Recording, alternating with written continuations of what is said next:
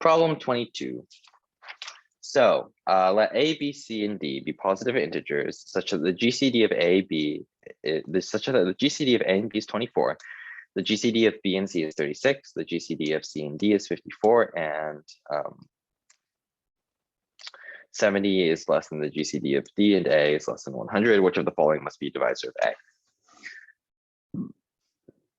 So the way I always do this is I set up this little table here. So GCD of AB, GCD of BC, GCD of CD. And so the number of factors of 2 and the number of factors of 3. Because when we're thinking about these GCD problems, the factors of 2 and the factors of 3 are functionally separate. Okay, so the GCD of A and B has 3 factors of 2 and 1 factor of 3.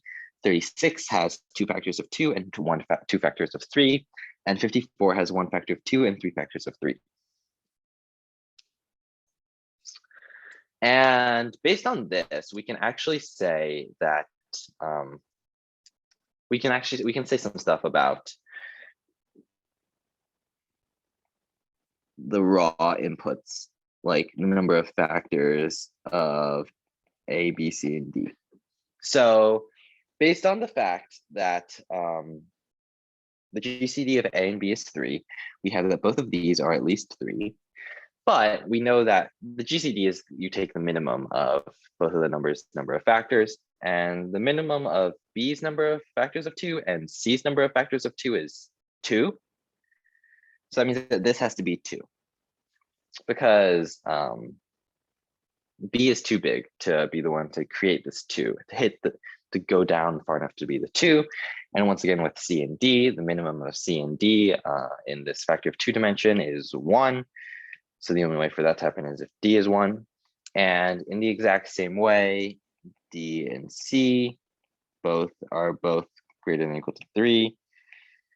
B has to be 2 in order for the GCD of B and C to have 2 factors of 3, and that has to be 1. And so now, and by the way, it is worth justifying that, like, for the values of A and D, they can genuinely be anything that's greater than or equal to 3. Like if A equals 3, we just make B something. If we just set B to be equal to 3 and C to be equal to 3, without loss of generality, we do this, and then A and D can genuinely they can be anything greater than or equal to 3, and all of our GCD conditions are satisfied. And so then that means that GCD of A and D is equal to 2 to the 1 times 3 to the 1 times something else.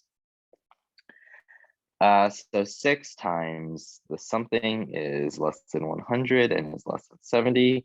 So this thing is less than or equal to 12, less than or equal to 16. But we also know that this little thing doesn't have any factors of 2 or 3. So if we write out 12, 13, 14, 15, and 16, all of these numbers have a factor of 2 or 3 other than 13. So we actually are given that GCD of A and D is exactly 6 times 13, which equals 78. And so the answer is D, 13.